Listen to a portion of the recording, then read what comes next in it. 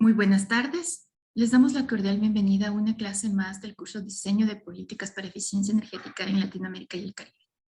Ernesto, bienvenido. Adelante, por favor. Gracias, Marcela. Bienvenidos a todos y todas. Muchas gracias por estar aquí, destinar su valioso tiempo a capacitarse y poder compartir estos conocimientos. Espero que les sea útil esto que estaremos hablando en la jornada de hoy, que viene a continuación de la clase de ayer, en la cual hablamos sobre indicadores energéticos. Podemos hacer primero un breve repaso de la clase anterior, simplemente recordar que en primer término mencionamos las dimensiones de la importancia de la eficiencia energética. Dijimos, por un lado, que el crecimiento del consumo energético, el apetito voraz de la humanidad por satisfacer sus demandas energéticas, ha venido creciendo dramáticamente. También que los recursos fósiles no renovables, el petróleo, el gas, el carbón, incluso la energía nuclear, son todos combustibles no renovables, que en la medida que sigamos consumiendo de la manera que lo está haciendo la humanidad, van a determinar que en no mucho tiempo tengamos un agotamiento de los recursos fósiles, encarecimiento de los costos, y probablemente nuestros nietos o los hijos de nuestros nietos no tengan posibilidad de utilizar esos combustibles como combustibles o para la industria petroquímica. Así que es un poco de responsabilidad de nuestras generaciones intentar mitigar el crecimiento del consumo energético. Por otra parte, el tema del calentamiento global como clave del problema actual que enfrenta la humanidad es bien conocido, hay mucha información disponible, y hemos visto en algunas diapositivas cómo la eficiencia energética viene a cumplir un rol central en el combate contra el calentamiento global. Muchos estudios muestran que la eficiencia energética es clave en esta lucha contra el calentamiento global, y de hecho es la principal fuente de reducción de emisiones de acuerdo a muchos pronósticos. También hablamos sobre la importancia en reducir el costo de la energía vía eficiencia energética, tanto para las familias como para las empresas, a efectos de que puedan mejorar su competitividad. Y veíamos algunas gráficas mostrando el impacto que tiene en el presupuesto familiar el costo energético. Recordarán que en promedio en América Latina el 8% de todo el presupuesto familiar se destina a nivel justamente familiar a satisfacer necesidades energéticas. Esto es pagar la cuenta de luz, de energía eléctrica y otros combustibles. Pero hay países donde esto es peor, donde el presupuesto destinado a pagar la energía supera largamente el 10%, mostrando la incidencia que tiene el costo energético en nuestras familias. Así que todo lo que haga la eficiencia energética por reducir este costo y que ese dinero se pueda destinar a otras necesidades es más que bienvenido. Así que bueno, todas estas razones y el hecho de que la eficiencia energética resulta una forma virtual de generar energía mucho más barata que otras alternativas, esto se ve claramente en la electricidad, es más barato evitar 1 MWh que generarlo y además construir la infraestructura asociada, redes de transmisión y distribución. Así que todo esto muestra que la eficiencia energética juega un rol central. No siempre tiene la misma visibilidad que tienen, por ejemplo, las energías renovables. Decíamos que sobre todo para un político es mucho más cool, mucho más popular, hasta sexy diría, a inaugurar un parque eólico o un parque solar de gran porte. Y no pasa lo mismo con proyectos de eficiencia energética, que en general pasan por debajo del radar, pasan inadvertidos, sin tanto marketing, porque en el fondo se trata de muchas acciones distribuidas en empresas, en edificios, en nuestras casas de familia, en regulaciones, en innovaciones, en etiquetado energético, en leyes, en campaña de concientización. de forma que es un esfuerzo muy grande que tenemos que hacer los profesionales que estamos en el tema para promover la eficiencia energética en nuestros países, que como sabemos tiene un sinnúmero de efectos positivos en varias dimensiones, como mencionaba recién. Así que es un poco a modo de repaso de la importancia de la eficiencia energética. Luego hablamos bastante sobre indicadores de desempeño energético. Hablamos de la intensidad energética, decíamos que se puede medir a nivel macro, en países, por ejemplo, la intensidad energética per cápita, las TEP por habitante, por ejemplo, toneladas equivalentes de petróleo por habitante, o los kilovatios hora por habitante año. Mostramos varios ejemplos de eso en distintas regiones. Lo mismo relacionado al Producto Bruto Interno del país, la intensidad energética referida al Producto Bruto Interno. Y también decíamos que mirar esos valores debe hacerse con cuidado, porque hay muchos factores que inciden en esa intensidad energética, como el clima, como la estructura productiva, y de hecho mostrábamos el caso de Uruguay, por ejemplo, donde la intensidad energética en relación al Producto Bruto Interno había sufrido cambios fuertes en el mal sentido, o sea, un empeoramiento de esa intensidad energética, como ejemplo, ¿no? Para mostrar la complejidad de esto, a causa de la instalación de dos enormes plantas procesadoras de pasta de celulosa, que son industrias muy grandes para el tamaño de Uruguay y que tienen un peso importante, cosa que se ve en los balances energéticos. Se instaló una por el año 2007 y otra por el año 2012, y en las curvas de intensidad energética se veía como un empeoramiento porque son industrias energointensivas. Luego hablamos de indicadores de desempeño energético a nivel micro, a nivel de los usuarios de energía, y dimos una serie de ejemplos y muestras de cómo se pueden elaborar, cómo se construye una línea de base con la cual comparar la evolución de la eficiencia energética de un edificio, de una fábrica, por ejemplo, medido como kilovatios hora por tonelada producida. Hablamos sobre las formas de ajustar estas líneas de base, por ejemplo, en relación al clima, con los grados día de temperatura, de calefacción o refrigeración. Y decíamos que todo eso es la forma más adecuada para evaluar la evolución del desempeño energético ya a nivel de un usuario.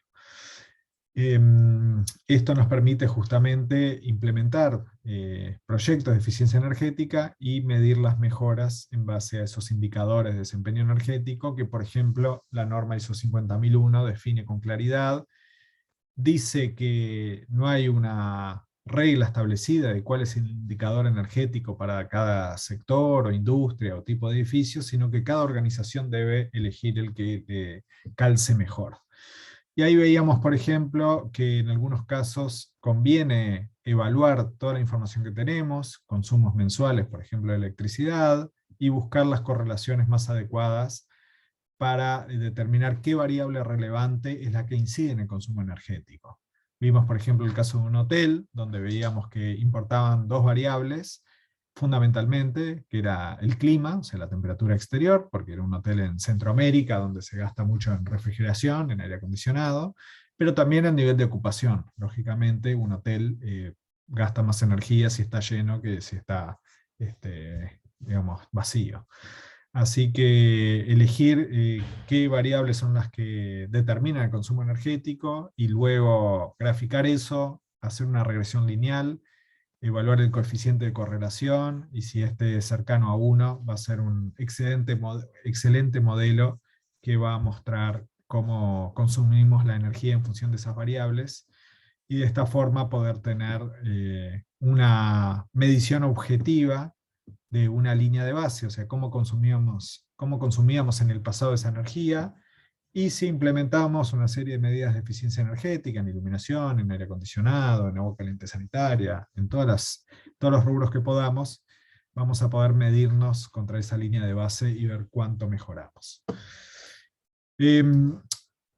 Voy a elegir 3 preguntas que quedaron en el chat de la clase anterior. No nos da el tiempo para abundar en todas, pero sí rescatar al menos 3 de ellas. Adrián Zapata preguntaba la opinión sobre la ISO 50001. Es una opinión personal, yo creo que es una herramienta fantástica para la gestión de la energía de forma sistemática, obliga a implementar un mecanismo de control del consumo, de realización de auditoría energética, comprender exactamente cómo se consume la energía, crear línea de base y empezar a hacer un seguimiento sistemático del consumo y de los indicadores de desempeño energético.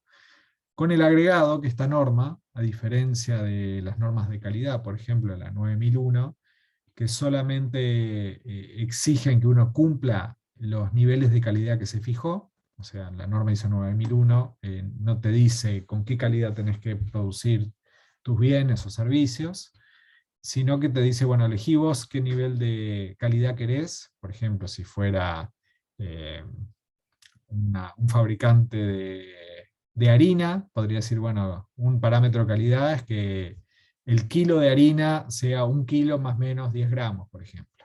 Y si se excede de eso, si tiene menos cantidad, sería una falla de calidad, una no conformidad.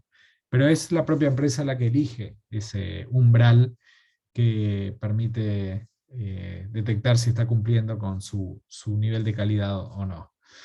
En cambio, la norma ISO 50001, si bien no exige un nivel de eficiencia, no dice usted si es una industria del cemento, tiene que consumir menos de tantos kilovatios hora por tonelada producida, sino que deja al fabricante de cemento elegir qué parámetros de desempeño energético va a utilizar para medir su evolución, sí exige que ese indicador que uno eligió tienda a la baja. O sea, a los 3 años, cuando hay que renovar la certificación de la norma ISO 50001, uno tiene que demostrar que ese indicador que eligió, con referencia a la línea de base que tenía, tiene que haber mejorado. O sea, se exigen resultados en la 50001. Por lo tanto, es una norma que no solo que sistematiza y ordena la forma en que gestionamos la energía, sino que pretende una mejora en el desempeño energético si es que uno quiere mantener esa certificación. En segundo lugar, otra pregunta de Martínez. Preguntaba, dentro de los productores de los gases de efecto invernadero, ¿deberíamos incluir a la ganadería? Sí, por supuesto que sí, veíamos alguna diapositiva donde el sector agropecuario en general, pero la ganadería en particular, es un importante emisor de gases de efecto invernadero. Y de hecho, en el caso de Uruguay, que es el que conozco mejor por ser de aquí, el sector agropecuario tiene una incidencia muy grande porque es un país ganadero, hay más vacas en Uruguay que personas, bastante más. Así que las vacas sí, en su proceso de digestión emiten por la boca metano, que es un gas poderoso en cuanto a su poder de calentamiento global. Así que sin duda la ganadería es un sector de actividad que contribuye al calentamiento global. Nosotros nos centramos más bien en el sector energético y mostramos alguna imagen que a nivel global el sector energético es responsable de aproximadamente 3/4 partes de todas las emisiones globales, ¿no? Pero la ganadería es un sector más que contribuye, sin duda. Bueno, y por último, Joaquín Acosta preguntaba, en términos de eficiencia energética, ¿qué es mejor, los autos a hidrógeno o eléctricos? Y bueno, esa es una pregunta que la respuesta corta y simple es que desde el punto de vista de eficiencia energética los autos eléctricos son más eficientes. ¿Por qué son más eficientes? Por lo que mencionábamos también ayer, y es que los motores eléctricos son máquinas tremendamente eficientes. Es usual que estos motores eléctricos tengan de inducción o de otro tipo, tengan eficiencias del orden del 90% y más incluso. Esto es, la energía eléctrica que le llega al motor versus la potencia mecánica que sale de ese motor, esa división suele ser de 90% o más.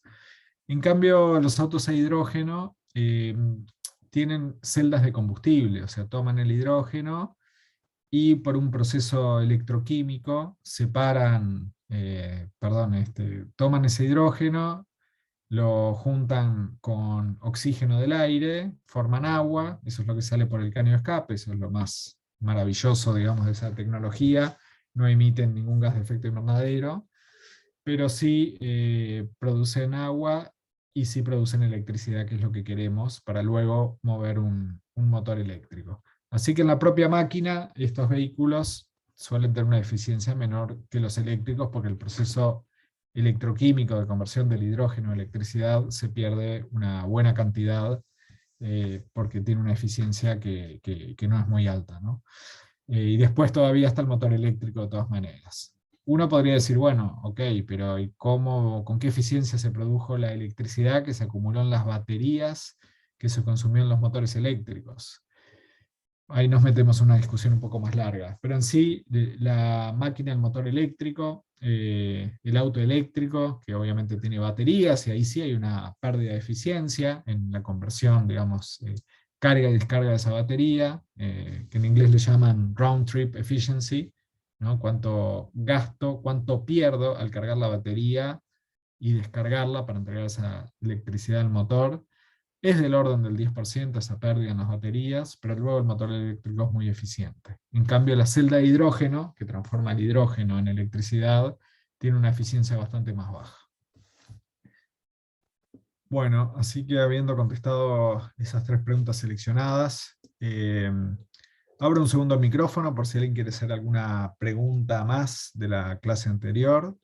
Y si no, arrancamos con esta segunda clase sobre otras fuentes de información, en la cual vamos a hablar de estos puntos que están aquí, sobre balance de energía útil, y algunos otros elementos, digamos, que fui buscando para mostrar otras fuentes de información justamente que nos permiten pensar, proyectar, definir, crear proyectos de eficiencia energética. Así que voy a hacer una especie de collage de fuentes de información desde otros ángulos que pueden abrir un poco la mente hacia el diseño de políticas de eficiencia energética, que es lo que busca este curso. No sé si alguien tiene alguna duda o pregunta.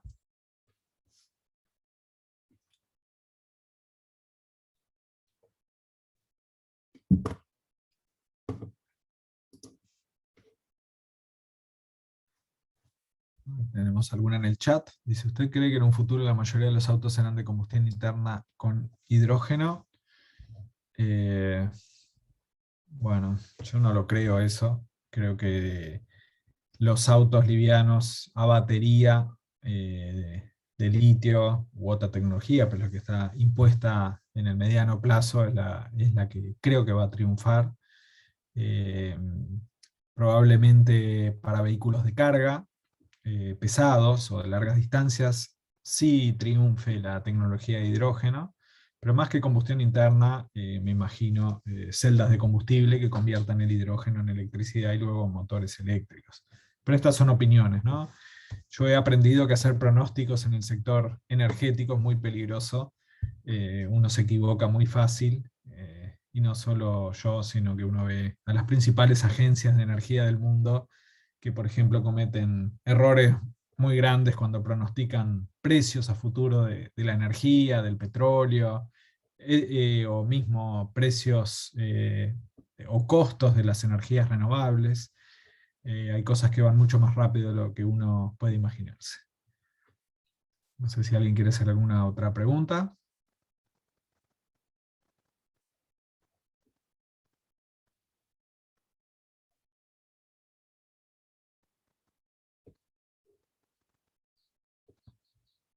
Bueno, muy bien. Entonces vamos a continuar con la clase de hoy.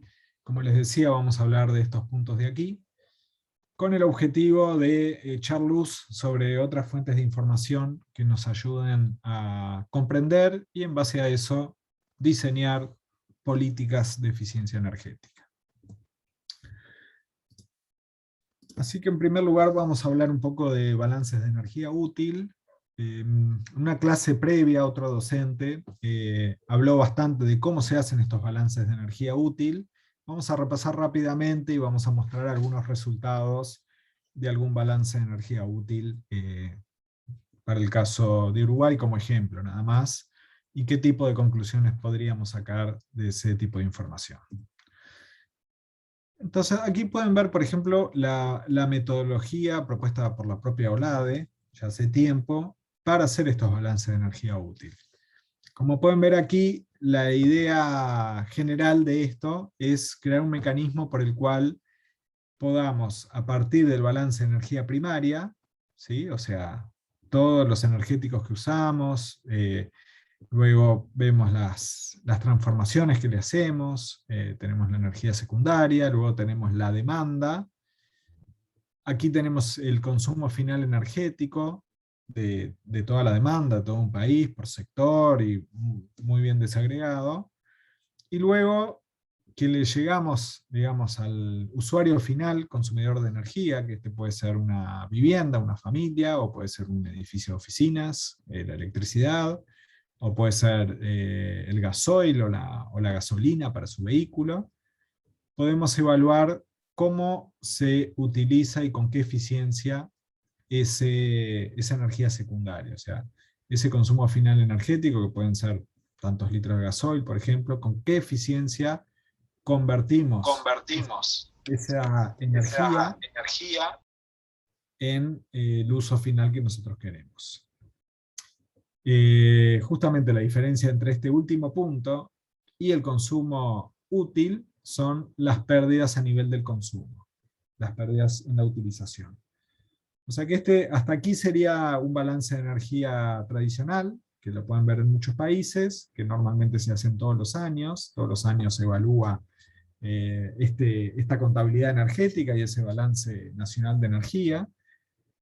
Sin embargo, los balances de energía útil son bastante más sofisticados, más complejos de realizar, van más en detalle, insumen muchos más recursos y por lo tanto no se hacen tan frecuentemente.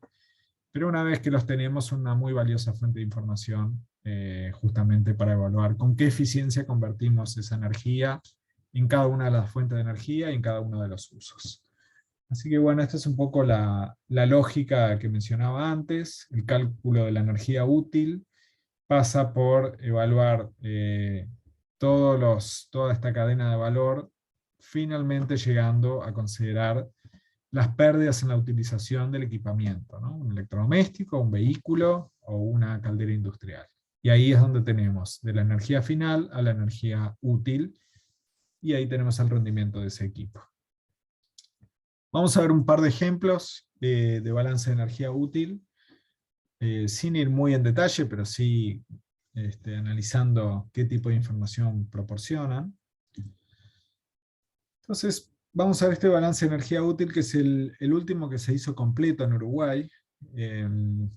Sobre el año 2006, se publicó por el 2008, o sea, ya es bastante antiguo, ya probablemente las conclusiones que se desprenden de este estudio estén bastante desactualizadas, pero esto mismo lo muestro para indicar que debido al esfuerzo que requieren, se hacen quizás cada 10 años, ¿no? Uruguay ya está en falta con esto.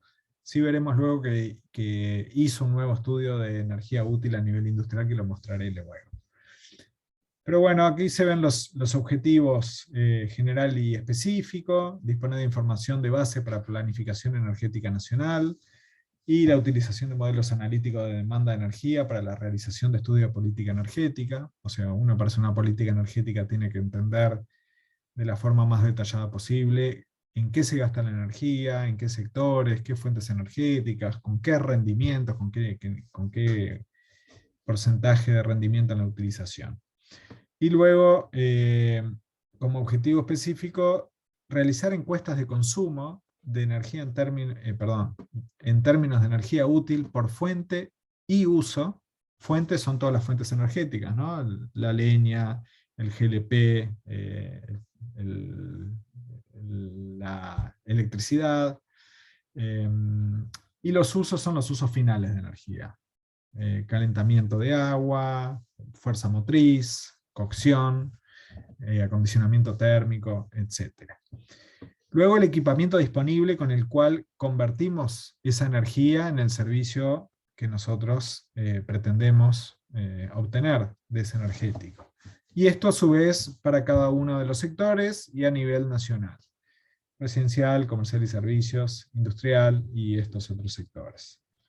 En este caso también se hizo un análisis del sector transporte. Bueno, entonces se buscaba obtener matrices de consumo sectoriales en términos de energía neta y energía útil. La diferencia entre una y otra es la que mencionaba antes. La neta es todo lo que llega a nivel de la demanda, y la energía útil es cuánto de eso aprovechamos realmente como energía útil por fuente y por uso, y así tener una buena base de datos por sector para modelizar el sistema energético. Y bueno, algunos objetivos más que vamos a pasar para adelante. Bueno, esto es esquemáticamente lo que decíamos. Viene a nivel de la demanda la energía neta.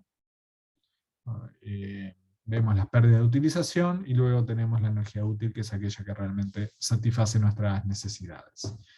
Y el rendimiento de utilización sigue esta fórmula, ¿no? Simplemente una dividido la otra. La útil dividido la neta. Bueno, ¿cómo se hizo esto en el caso de Uruguay, que es un país pequeño, como decía, de 3,5 millones de habitantes? Se hicieron 3.243 encuestas. Ahí pueden ver cómo se desagregaron. O sea, acá 1.200 en el sector residencial, en hogares. Y ahí pueden ver el resto de los números. A nivel industrial se hicieron 456 encuestas.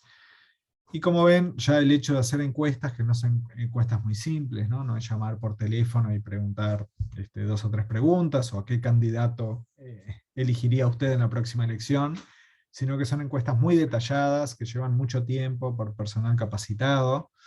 Hay que preguntar mucha cosa, hay que identificar, por ejemplo, en el sector residencial, qué fuente de energía se consumen, qué parque de electrodomésticos tiene instalado, en fin, son encuestas largas y complejas. ¿Qué se obtuvo en este caso? Esta información. La energía neta total, para el caso de Uruguay, eran 2.523 kilotep, y ahí pueden ver que la energía útil total eran 1.107 kilotep. Ahí está mostrado por fuente energética. Pueden ver por ahí que el gasoil era la principal en ese año, 28,7%, en términos de energía neta, mientras que la electricidad era el 25% en términos de energía neta. Pero si miran a la derecha, podrán ver, y alguno con curiosidad, detectar cómo del sector izquierdo al derecho se amplifican o se disminuyen algunas partes de esa torta, ¿no? La electricidad en términos de energía neta, que representaba el 25% de toda la energía suministrada, se convertía en el casi 42% de la energía útil. ¿Sí? ¿Por qué pasa esto? Bueno, muy simple. La electricidad se utiliza con un rendimiento, un nivel de utilización mucho mayor que otras. Por ejemplo, el gasoil, que representaba el 28% de la energía neta, se convierte en un 17% de energía útil. O sea, se usa de manera muy ineficiente el gasoil, mientras que se usa de forma muy eficiente la electricidad, comparativamente una con otra, ¿no? Esto se debe justamente a que la electricidad es una fuente energética moderna, muy versátil, que si se usa en determinados equipos, por ejemplo en motores eléctricos, se usa de manera muy eficiente, quizás en otros no lo sea tanto, pero este tipo de balance de energía en términos de energía útil nos permite entender este tipo de cosas. Llevado al extremo de cómo se termina utilizando esa energía, no por fuentes, sino por usos, este tipo de balances nos dicen, bueno, ¿en qué gasté esa energía? Por ejemplo, para el caso de Uruguay, vemos que toda esa energía se utilizaba para generar calor, un 42%. Acá estamos hablando de todos los energéticos, no solo electricidad. Aquí entran todas las fuentes energéticas. Frío, iluminación un 4%, fuerza motriz un 37%, móvil, o sea el transporte, es uno de los principales demandantes de esta energía neta. Y vemos aquí algunas estimaciones de los rendimientos de utilización de cada uno de estos usos.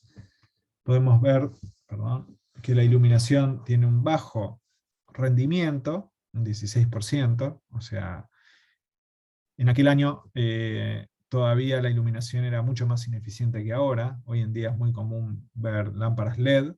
En aquel momento era muy raro, casi no habían, o quizás no había ninguna, no recuerdo bien, pero sí bajo consumo, o sea, lámparas fluorescentes compactas. Pero claro, la iluminación ineficiente lo que hace es convertir gran parte de la electricidad en calor en vez de en luz, ¿no? Ahí es donde está esa gran pérdida de eficiencia. Pero otros usos energéticos como la fuerza motriz fija, que es el que tiene mayor nivel de rendimiento en este caso, 83%, se debe justamente a que los motores eléctricos son muy eficientes.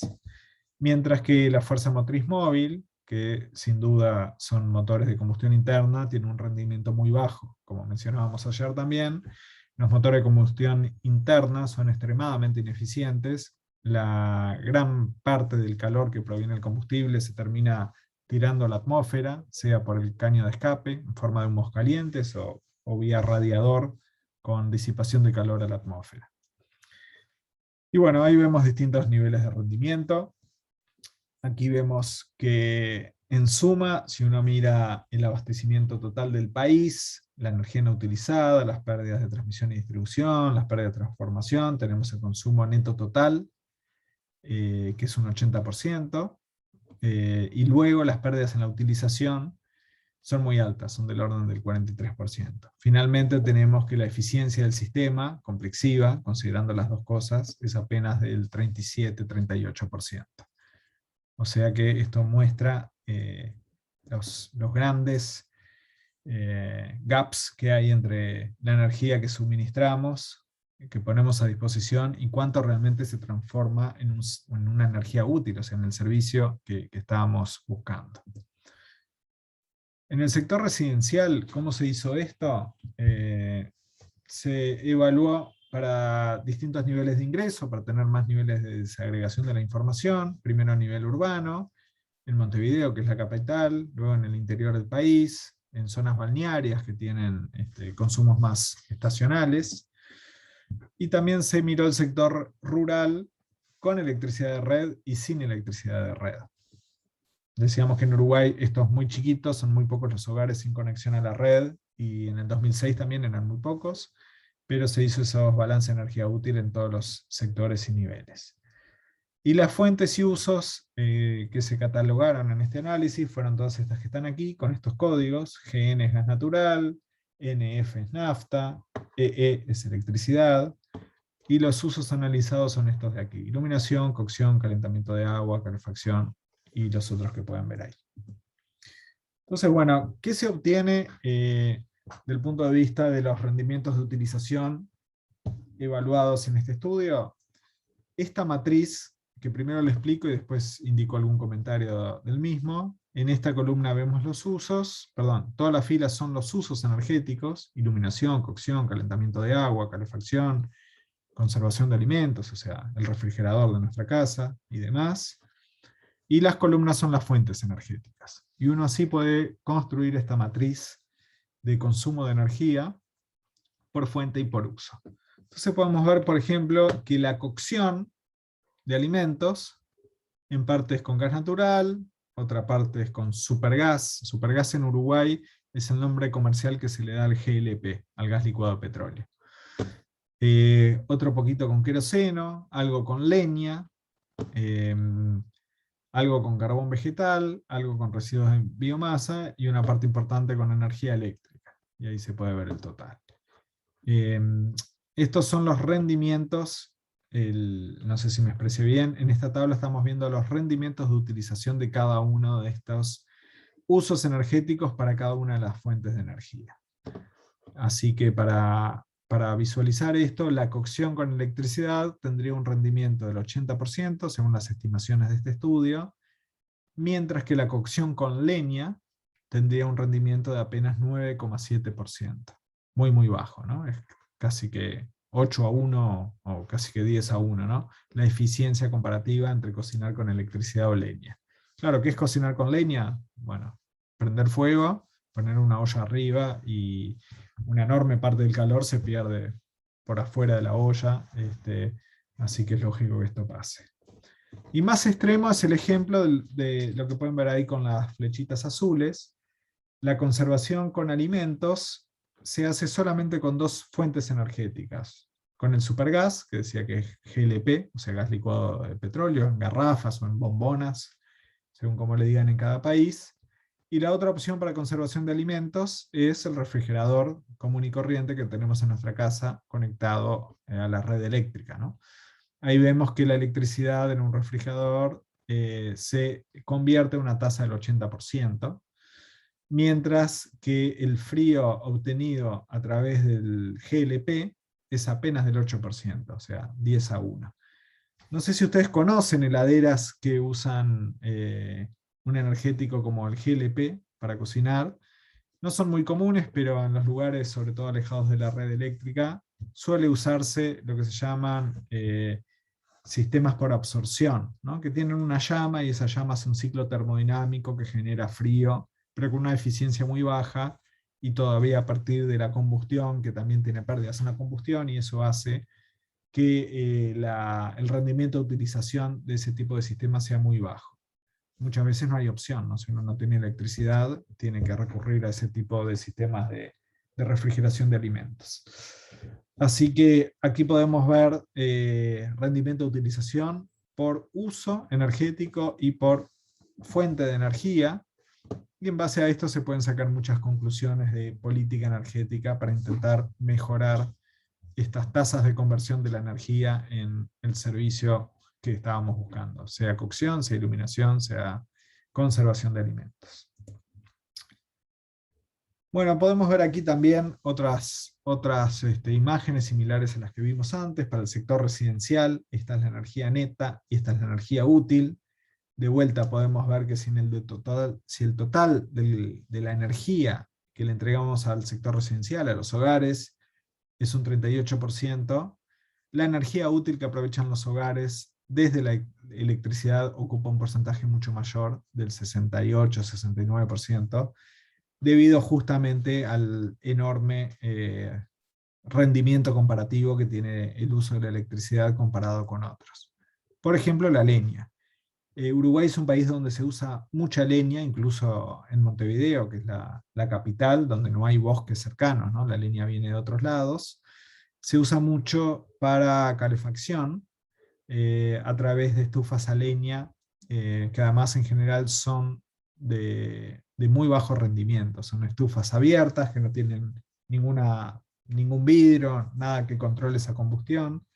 Y justamente en un análisis posterior se mostraba que el principal potencial de eficiencia energética en Uruguay, de todos los ítems individuales, era lograr una mejora en la eficiencia energética de las estufas a leña que están tan presentes en una parte muy importante de los hogares en Uruguay. Yo en mi casa tengo una, por ejemplo, y es muy común que los hogares tengan estufa a leña, sobre todo en el interior del país, pero también en Montevideo. Así que esas estufas a leña que tienen un pésimo rendimiento porque no controlan la combustión, se estima que el rendimiento de esas estufas es peor o menor al 30%. En cambio, las estufas de alto rendimiento, que tienen doble cámara de combustión, que tienen un vidrio templado adelante y logran una buena combustión, no solo que tienen menores emisiones, sobre todo en material particulado y demás, sino que tienen una eficiencia superior al 70%.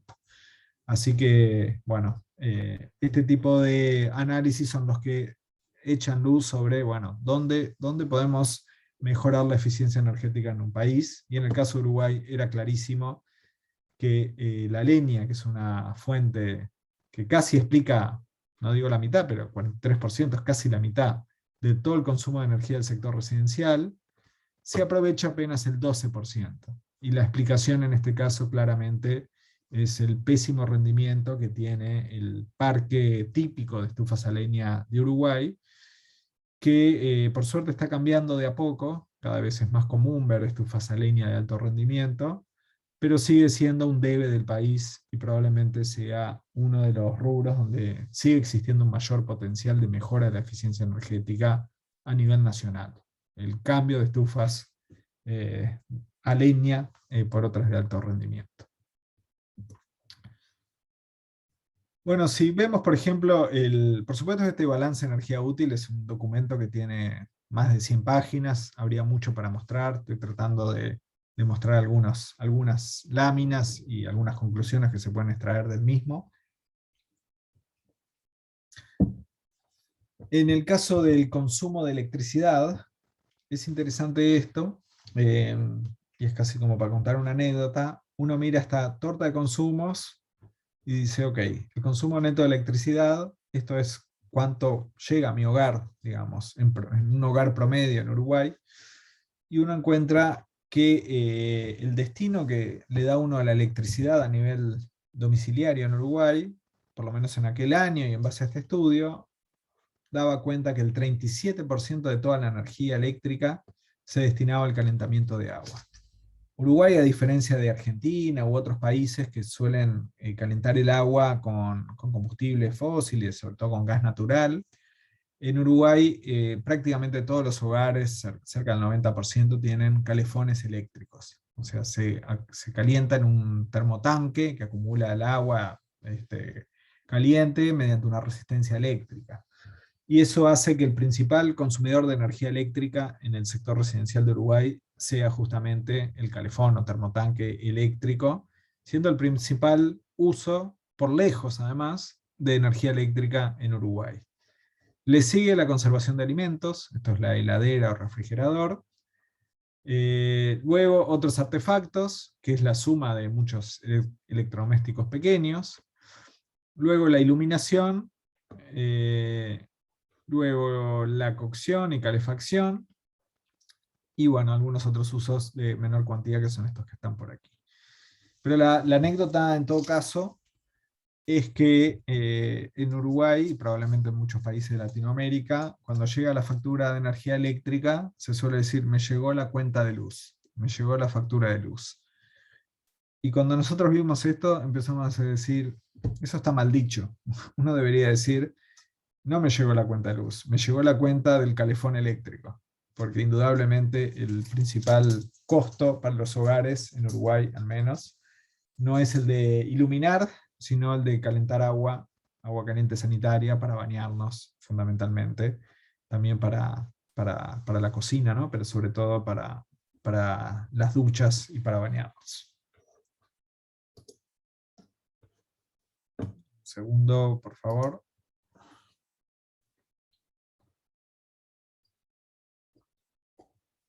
¿Algún otro ejemplo del mismo estilo? El consumo de supergas, que explicaba que en Uruguay supergas es la denominación comercial del GLP, gas licuado petróleo.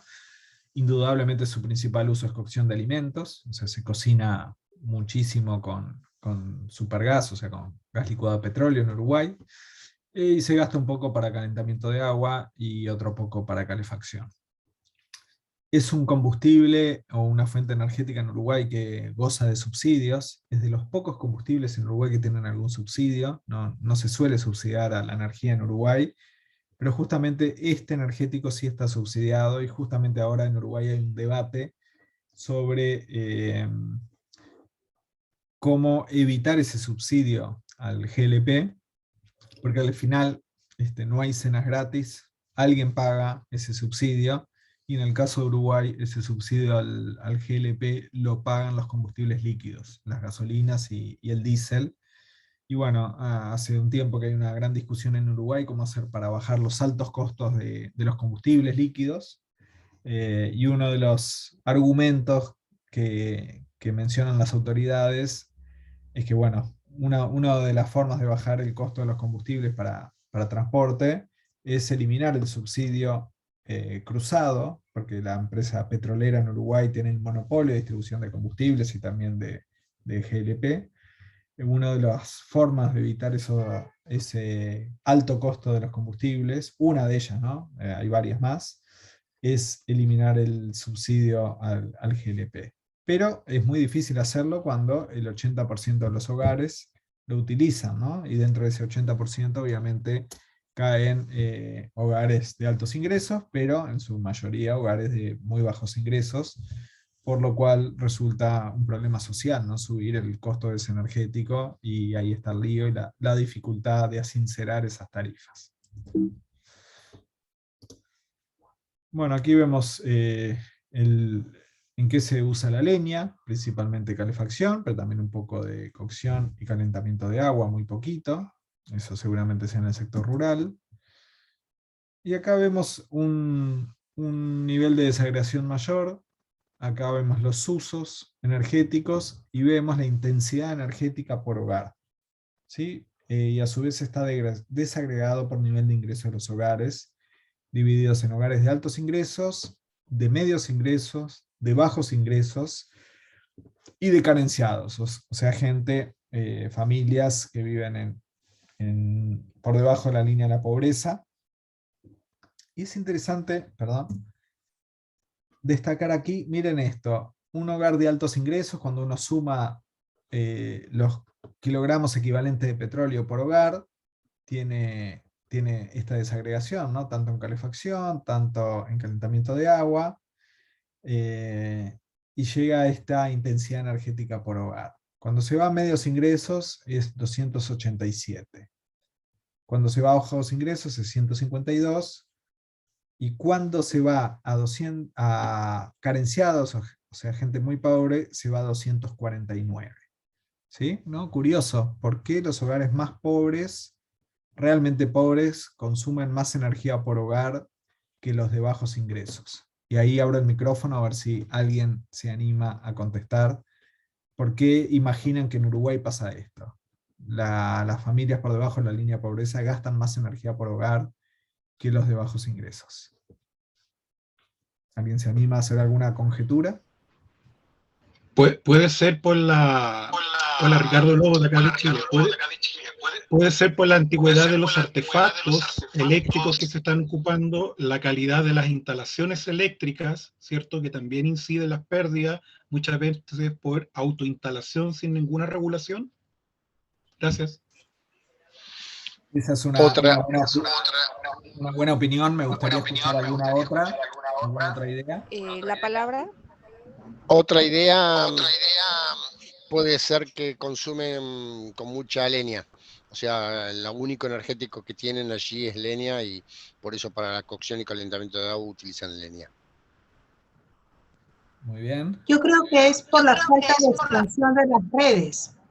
O sea, si no tienes una buena red de gas natural, vas a terminar gastando más GLP o vas a terminar gastando más leña.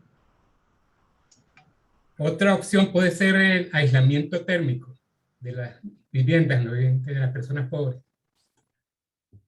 Muy bien. Joaquín Acosta levantó la mano. Hola, profe. También es el caso que, por ejemplo, en Uruguay, yo soy de Uruguay, hay algunos lugares donde tienen los lugares de más bajos ingresos tienen las tarifas eléctricas subsidiadas con un tope sin importar el límite de consumo, que eso es algo que se usó mucho, muy bien, durante un tiempo, principalmente después de la salida de la crisis del 2002. A su vez también, obviamente, hay mucha gente que tiene instalaciones irregulares y todo lo otro que han mencionado los compañeros, pero ese también puede ser un motivo. Muy bien. Tengo otra teoría. Puede ser, como vemos en el cuadro, la cocción representa un importante número. Podría ser porque a pesar de que son carenciados, pues comen un poco más.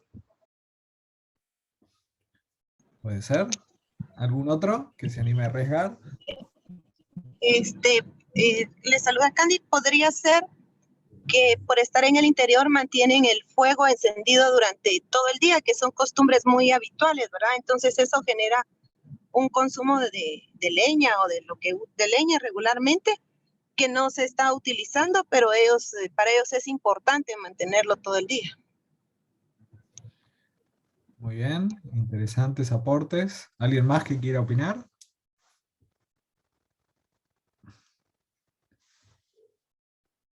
Bueno, muy bien. Yo les voy a decir que creo que todas las intervenciones fueron acertadas, todas van en la línea de intentar explicar esta situación, curiosa, por cierto. Le faltó mencionar la que creo que es la más relevante de todas, ¿no? Mencionaron varias, ¿no? Por ejemplo, que la aislación de las casas es muy mala, por lo tanto es lógico que se consuma más energía, que los electrodomésticos sean antiguos y por lo tanto poco eficientes, que puedan usar más leña, que es muy ineficiente en su conversión, digamos, en su rendimiento, y algunas otras que dijeron que creo que todas son correctas. Una explicación adicional que creo que es muy importante y que debe explicar gran parte de este fenómeno, es que los hogares carenciados suelen estar colgados a la red de energía eléctrica. Esto quiere decir que hacen un hurto social, es decir, no pagan, están enganchados, no pagan esa electricidad. Por lo tanto, al no pagarla, es como un subsidio total del 100%, y se ha visto que efectivamente, desde el punto de vista solo eléctrico, acá lo estamos viendo por uso de energía, pero si uno mira el consumo eléctrico por hogar, los hogares carenciados, o sea, los que están enganchados, colgados a la red de forma fraudulenta, ¿no? Pero en Uruguay eso es bastante usual y hay algo así como 70.000 hogares en un total de 1.100.000 hogares que tiene el país, que están colgados de la red eléctrica y no pagan su energía, ¿no? Obviamente con muy malas condiciones de calidad de servicio, con riesgos eléctricos, esto es un gran problema social, pero desde el punto de vista de la intensidad energética, es parte del problema, ¿no? Realmente son hogares que al no pagar la cuenta de energía eléctrica, no importa si consumen más o menos, no importa si dejan una calefacción prendida y la ventana abierta en invierno, porque realmente les resulta un energético gratuito, ¿no? Así que, bueno, esa creo que es una de las principales explicaciones de por qué se da este fenómeno curioso. Pero sí está bien documentado que los hogares carenciados en Uruguay, más que carenciados, los que están enganchados a la red eléctrica, consumen en promedio el doble de electricidad que los hogares que pagan su cuenta de energía eléctrica. Muy bien, vamos a continuar, porque si no, cada una de estas cosas es súper interesante, podríamos hablar horas, pero no nos va a dar el tiempo. Voy a tratar de ir un poquito más rápido, porque ya veo que nos hemos comido casi media clase y falta bastante. Voy a pasar un poquito más rápido por los otros balances de energía útil, y los voy a comentar más rápido, sepan disculpar el apuro. En el caso del balance de energía útil para el sector comercial y servicios, se analizaron todos estos sectores, a su vez en distintos tamaños, para desagregarlos por tamaño de consumidor, con estas fuentes y usos energéticos, poco parecido al anterior, pero agregando alguna cosa. Y ahí vemos cosas por el estilo de las que conversamos recién, donde por ejemplo podemos ver un elemento que me gustaría destacar, que dentro de los usos, que aquí se agrega por ejemplo bombeo de agua, que es un uso energético que tiene presencia en el sector comercial. Acá vemos el rendimiento de utilización.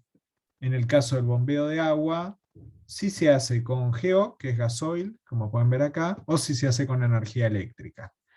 Y nuevamente vemos una enorme diferencia en el rendimiento en la utilización.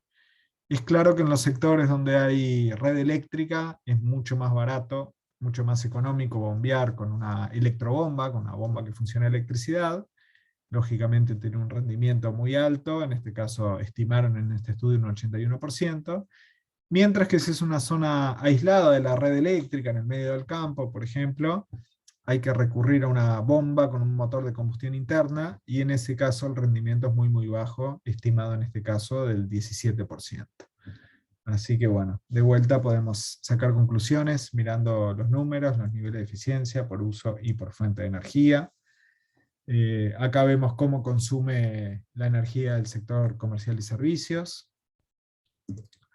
Aquí vemos lo mismo por uso de la energía. Acá vemos que está mucho más atomizado. Es lógico que en el sector comercial y servicios, imagínense grandes hospitales, shopping centers, edificios de oficinas. La iluminación tiene un peso importante. Probablemente, de vuelta, al ser esto antiguo, hoy en día este pedazo se haya reducido por el enorme avance de la tecnología LED, que es mucho más eficiente. Aquí vemos algo similar, ¿no? Vemos las posibilidades de sustitución. Esto lo voy a pasar rápido, no me quiero detener para no perder más tiempo. Y vamos a ver un poquito el sector industrial. En este caso vamos a mencionar que en el 2006 se había hecho todo ese relevamiento, pero se repitió en 2016. Acá es un poco lo mismo, se busca, acá está explicado cómo se hizo, lo voy a pasar rápido. Se hizo un análisis por subsectores, en este caso en la industria por subsectores, ¿no? Frigoríficos, industria láctea, molinos, alimenticias, etc. A su vez se desagregó por tamaño, muy grandes, medianos y pequeños. Se hicieron encuestas presenciales en estos 48 módulos homogéneos, o sea, 12 subsectores en 4 tamaños, da 48. Y se hicieron 503 encuestas presenciales, de la cual me tocó participar a nuestra empresa en hacer estos relevamientos, que consistían en ir a cada una de esas industrias y no solo hacer una encuesta haciendo preguntas y respuestas, sino midiendo algunos consumos importantes. En calderas de vapor, medir la eficiencia de combustión, en motores importantes, en sala de compresores de aire comprimido y algunas mediciones más para intentar afinar lo mejor posible las estimaciones de la forma en que se consumía esa energía en términos de energía útil. Intentar medir los rendimientos de conversión. Ahí vemos algunos resultados. Por fuente de energía, esto está en TEP, tonelada equivalente de petróleo. Vemos que el principal energético, la principal fuente es el fuel oil, como se ve aquí, seguido por la energía eléctrica, en términos de energía neta. Cuando se lo pasa a energía útil, es esta imagen de aquí. Y aquí lo vemos por usos, donde el principal uso energético, tanto en términos de energía neta como útil, es la generación de vapor. Claramente la industria es un gran consumidor de energía en forma térmica, energía típicamente vapor. Aquí vemos algunos rendimientos estimados en este estudio. Pueden ver que, por ejemplo, para la generación de vapor, el primero, que es gas natural, tiene un rendimiento muy alto, siempre es más eficiente quemar un combustible gaseoso, como el gas natural, que un combustible sólido, como la leña. Por eso se estimaron estos distintos niveles de eficiencia, 91 y 84%. Podemos ver de vuelta eficiencias muy bajas, estimadas en el orden del 17%, 24% para transporte. Estos son vehículos con motor de combustión interna. Y bueno, otros valores que quedan en la presentación para que los puedan analizar o preguntar en el futuro si tienen dudas. Este análisis también a nivel industrial pretendió determinar el parque instalado de lámparas por tecnología. Esto es súper útil cuando se hacen balances de energía para poder hacer diseñar políticas de eficiencia energética. En este caso se estimó que en este sector industrial había unas 500.000 lámparas fluorescentes, y estas otras, ¿no? El LED ya tenía una participación importante, recuerden que esto ya es del año 2016, hace unos 4 o 5 años. Y aquí se ven las potencias típicas encontradas, ¿no? Unas 600.000 de 0,50 watts, y bueno, y así en adelante. Otra fuente de información que me gustaría comentar, ya ahora saliendo de este repaso por los balances de energía en términos de energía útil, mencionamos bueno, este balance completo de Uruguay del año 2006, mencionamos un poco el balance de energía útil del sector industrial, pero hay otras fuentes de información a las que podemos recurrir, que son directamente encuestas, ¿no? Así que les voy a comentar también rápidamente la encuesta de iluminación residencial en Uruguay. Esto se hizo en el año 2013, básicamente se hizo para obtener información, para analizar la situación del sector, y así poder desarrollar políticas para la promoción de iluminación eficiente. Se hicieron 1.800 encuestas en hogares, se evaluó el parque de lámparas del sector, se quería estimar el nivel de penetración de lámparas de bajo consumo, lámparas fluorescentes compactas, que era el predominante en aquel momento. Hoy en día sería más interesante, ya han pasado 8 años de esa encuesta, sería interesante evaluar la penetración de las lámparas LED en el sector residencial, evaluar el alcance de algunos planes que hizo UTE, que es la compañía estatal de electricidad, que es monopólica en Uruguay, que hizo una serie de promociones que fueron muy exitosas, regalando lámparas de bajo consumo, con todo un mecanismo de distribución bien interesante. Y así, bueno, hacer la evaluación y cuantificación de estas mejoras de eficiencia energética, la percepción sobre el público de la eficiencia energética para entender cuáles son los drivers o, digamos, las motivaciones de la gente en ese sentido, para poder desarrollar luego campañas de concientización. Y bueno, otras consultas, como por ejemplo la percepción sobre el cambio de horario, esta gran política energética de cambiar el horario en el verano para aprovechar mejor la luz solar, que luego la vamos a mencionar. Y también entender cómo estaban recibiendo en aquel momento el incipiente ingreso de las lámparas LED al país. Bueno, algunos resultados de esta encuesta. Se determinó que el total del parque de lámparas en Uruguay, en el sector residencial, era de unos 11,6 millones. O sea, en Uruguay decía somos 3,5 millones de habitantes, hay unos 11,6 millones de lámparas.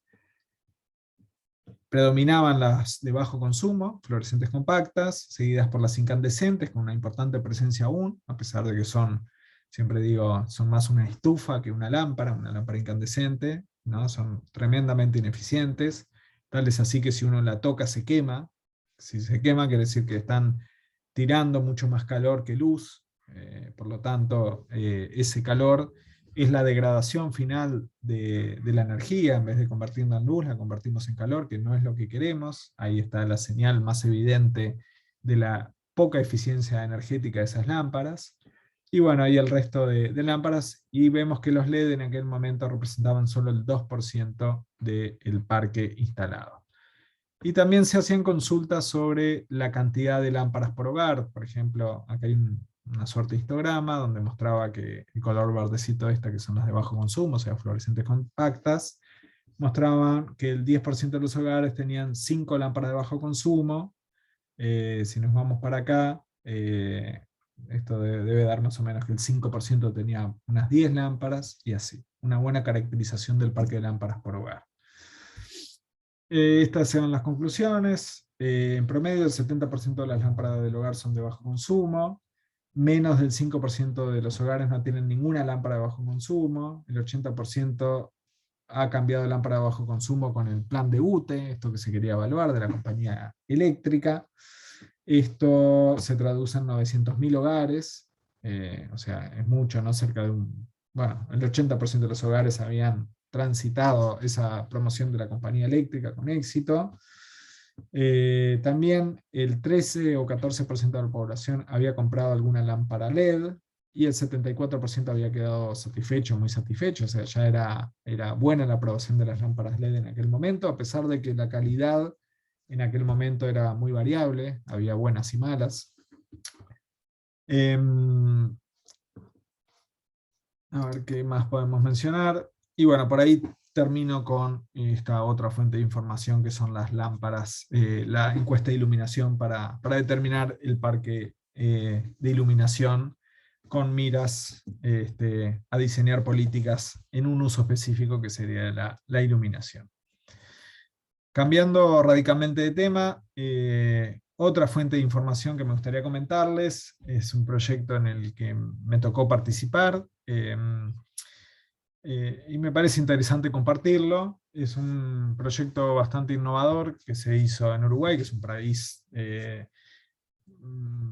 digamos, donde la producción agropecuaria es central, es principal en la economía del país, y la producción lechera de tambos tiene una importancia central en el país, ¿no? Y en otros aspectos también, que hacen digamos, a la población en general,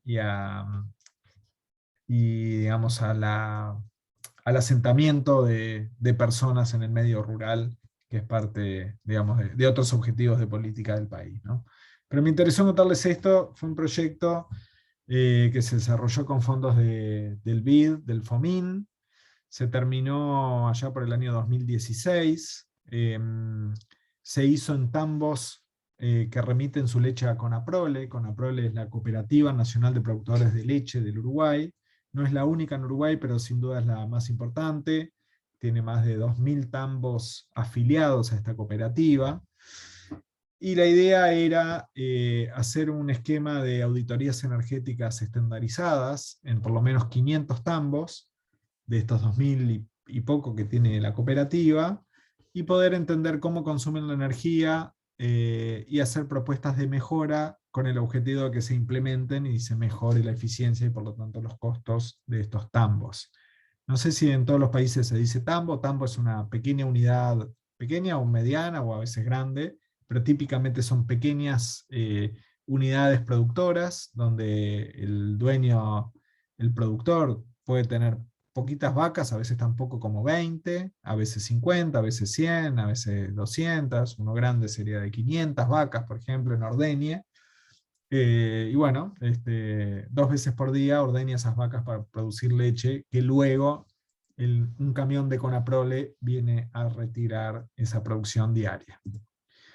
Este proyecto tenía 3 componentes. Yo me voy a centrar en el primero, que es justamente la eficiencia energética en el tambo, aunque también buscaba mejorar la eficiencia de la logística y recolección con estos camiones, y también el uso de energías renovables en el tambo. Pero nos vamos a centrar en lo primero, que es que se hizo con estas auditorías energéticas en estos tambos. Lo primero es que este es el país, ¿no? Vemos acá que está Buenos Aires. Uruguay limita con Brasil hacia un lado y con Argentina hacia el otro. Este es el Río de la Plata y el Océano Atlántico. Vemos que los tambos están distribuidos en todo el país, o sea, había que recorrer muchos kilómetros para llegar a cada uno de ellos. Esto inició con un estudio previo del 2013, que hizo una primera estimación de cómo se distribuía el consumo por uso, y se vio que el principal consumidor de energía en el tambo era los tanques de frío. Una vez que uno ordeña la vaca, esa leche hay que enfriarla para controlar el contenido bacteriano y para que no se pudra. Hay que enfriarla a 4 grados en lo posible. El segundo es la máquina de ordeño. El tercero es el agua caliente, que se necesita calentar agua para el lavado de las máquinas ordeñadoras y toda la sala de ordeñe. El bombeo de agua, muy poquito de iluminación y otros usos menores. Se encontró en aquel momento que el indicador de desempeño energético más relevante para evaluar la eficiencia energética en tambos eran los kilovatios hora cada 1000 litros de leche remitida, o sea, vendida, en definitiva. Y se encontró que la escala del tambo también era muy importante en cuanto a ese indicador de desempeño energético. Los tambos chicos, que son los que se definieron como aquellos que producen menos de 1000 litros de leche por día, los medianos de 1000 a 3000, y los grandes de más de 3000, mostraban en promedio estos indicadores de desempeño energético, con un promedio general de 53 kilovatios hora cada 1000 litros de leche remitida. Ahora, aquí podemos ver una gráfica con todos los tambos auditados. Cada puntito de estos representa la intensidad energética de ese tambo, es decir, los kilovatios hora cada 1000 litros de leche remitidos. Vale decir que, salvo raras excepciones, la única fuente energética que usan los tambos en Uruguay es la electricidad. En general no usan ni GLP para calentar agua, ni gas natural, ni hablar, porque las redes de gas natural en Uruguay son muy escasas, están solo en algunas zonas del país, ni otros energéticos. Típicamente el tambo uruguayo usa solo electricidad, salvo algunas excepciones. Y podemos ver en el eje horizontal la remisión diaria en litros, ¿sí? Y cada punto representa un tambo con su intensidad energética en ordenadas, y su remisión, o sea, su tamaño relativo en abscisas. Ahí podemos encontrarnos en el color naranja los tambos medianos, de 1000 a 3000, litros de leche remitida por día, y vemos una gran dispersión de eficiencias, ¿no? De intensidades energéticas.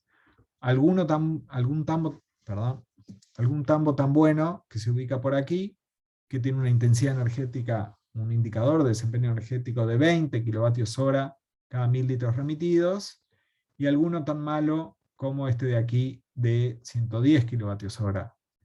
Sin embargo, el promedio de este es 74, este es 48 y este es 38 para los tambos grandes, como veíamos recién. Vemos claramente que hay un factor de escala, ¿no? Como que aquí podríamos hacer como una curva descendiente, ¿sí? Donde se estabiliza luego por aquí, por los 40 aproximadamente en promedio, kilovatios hora cada 1000 litros remitidos, pero los tambos grandes tienen una intensidad energética menor que los medianos y menor que los chicos. Vale decir que los chicos, el principal motivo por el cual los tambos chicos tienen un indicador tan malo, se debe a que normalmente son familias que atienden ellos mismos el tambo, y su casa, donde viven, está incluido su consumo energético hogareño dentro del medidor, ¿no? Son pequeñas unidades productivas, que a veces es una pareja solamente, y ellos dos trabajan en el tambo, son los que hacen todas las tareas del tambo. Por lo tanto, ese consumo base, que es su casa, su iluminación, su agua caliente y demás, para uso personal, tiene un impacto que hace que haya un factor de escala relevante. Bueno, en ese proyecto se diseñó esta etiqueta energética ad hoc, o sea, no es formalmente una etiqueta energética bajo ninguna norma, sino que se pretendió utilizar un esquema copiando el etiquetado energético de electrodomésticos, simplemente para dar una orientación rápida al productor lechero de cuán bien o cuán mala estaba su eficiencia energética. Entonces, a cada productor se le evaluaba su indicador de eficiencia energética en términos de kilovatios hora cada 1000 litros, y se le decía tú sos un C, o tú sos un E, o tú sos un A, si era muy eficiente. Rangos que se definieron justamente por escala, chicos, medianos y grandes. Esto es lo que hace un tambo. Básicamente viene la vaca, es ordeñada, ¿no? Aquí. El ordeñe se hace con una bomba de vacío que succiona, genera una depresión para succionar la leche. Esa leche es luego enfriada, mandándose a un tanque de frío, que es el principal consumo eléctrico, y a su vez se precisa un calefón, un sistema de calentamiento de agua para luego lavar toda la máquina al terminar el ordeñe. Hay algo de bombeo de agua, y poca cosa más, algo de iluminación, pero en general es la bomba de vacío, el tanque de frío, el agua caliente sanitaria, algo de iluminación y algo de bombeo. Así que básicamente las recomendaciones como oportunidades de mejora en la eficiencia energética de los tambos se categorizaron en dos verticales. Una es ayudar a los tambos a bajar su costo, no su consumo energético. Ustedes saben que la energía eléctrica se factura de una manera compleja, hay costos por energía reactiva, costos por potencia, a veces se puede consumir en horarios más baratos y otros más caros. Entonces, sin bajar el consumo energético se podía bajar el costo a través de estas medidas. Elegir la tarifa mejor, ajustar la potencia contratada, compensar la energía reactiva y cambiar el horario de ordeñe para horarios más baratos. Y luego estaban las medidas de conservación de la energía, que tenían que ver con efectivamente hacer un uso más eficiente, bajar los kilovatios hora gastados, y para eso se proponían estas 4 tecnologías: intercambiador de placas, variador de velocidad, tanque recuperador de calor y colector solar, que ahora comento cada una de ellas. El intercambiador de placas, que pueden ver aquí una foto, pretendía recuperar parte del calor y preenfriar la leche antes de mandarla al tanque de frío. La idea es que como se usa mucho agua para lavado, ese agua que viene fría de un pozo o de algún lado, se le hacía pasar por este intercambiador de placas, ese agua se precalentaba y la leche se preenfriaba. Quizás la leche que viene de la vaca a 37 grados se podía enfriar a 25, por ejemplo. bajándole 10 o 15 grados, así el trabajo del tanque de frío era menor. Este tipo de medidas fue muy recomendada, porque siempre, o casi siempre es rentable. Aquí se ve que en el 61% de los casos se sugirió esta medida, y podemos ver los ahorros anuales que generaba en cada uno de los tambos según la escala.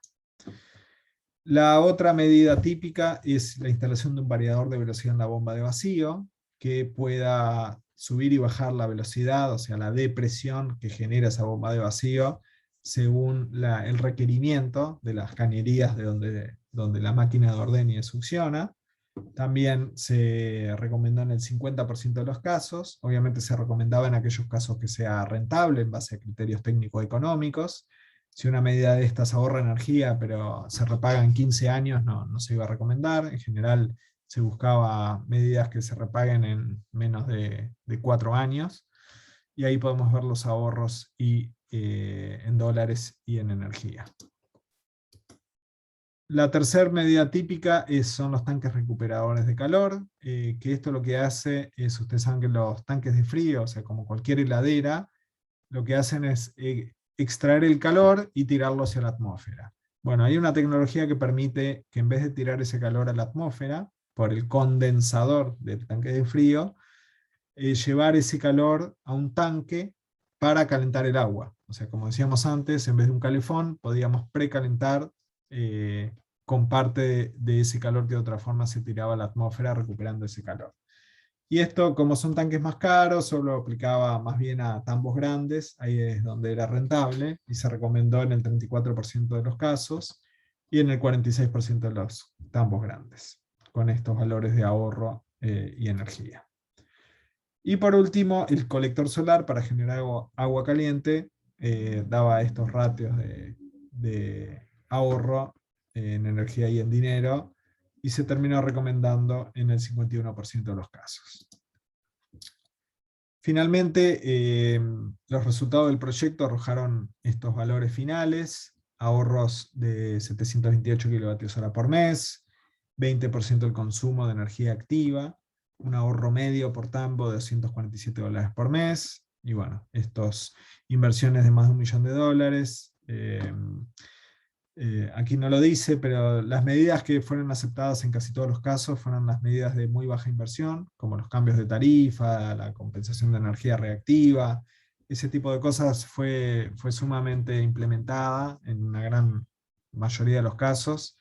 Los casos que requerían inversión, ahí no nos fue tan bien, apenas el 20% de las medidas fueron implementadas, por más que los periodos de repago, como decía antes, eran del orden de 2-3 años típicamente. Bien, otra fuente de información, cambio radicalmente de tema, saltamos a otro punto. Mencioné antes que es usual que los países tengan políticas de cambio de horario en verano para ahorrar energía y aprovechar la luz solar y evitar el uso de luz artificial. La idea es adelantar 60 minutos la hora oficial, o sea, cambiar los relojes. No en todos los países se hace, en Uruguay se hacía, se hizo desde el 2006 hasta el 2015. Se implementaba el primer domingo del mes de octubre y se volvía el reloj para atrás el segundo domingo del segundo domingo de marzo del año siguiente. Y el objetivo era aprovechar mejor la luz solar y por lo tanto hacer un uso más eficiente o directamente evitar prender lámparas cuando todavía hay luz natural. Contribuye a reducir el consumo de energía, pero también el pico de demanda de energía eléctrica del sistema, y era valorado como una importante medida de eficiencia energética porque tenía impacto a nivel de todos los consumidores de energía del país. En Uruguay se hizo una evaluación de estos resultados. La conclusión fue que el ahorro de energía a nivel país era del orden del 1% de toda la energía que se consumía en el país. Uno dice 1% no es tanto, pero cuando piensa que se aplica absolutamente toda la energía de todo el país, de la energía eléctrica estoy hablando, ¿sí? Y la evaluación arrojaba estos valores. una reducción del pico máximo de demanda de 67 megavatios. Aquí lo vemos año a año, cómo fue evolucionando en base a estimaciones que decía la propia compañía eléctrica.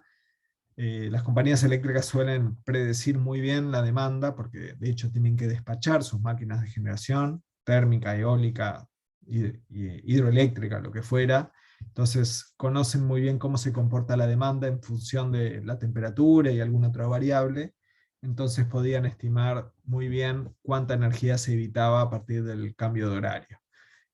Acá no hay detalles de cómo se hizo esa evaluación, pero sí el resultado global de reducción de consumo de energía a nivel país, de pico de potencia de demanda, que es relevante, la reducción de emisiones, porque se evitaban prender máquinas térmicas, y el ahorro en dinero, que bueno, puede no parecer mucho, pero ahorrar un 1% en todo el país es algo bien significativo.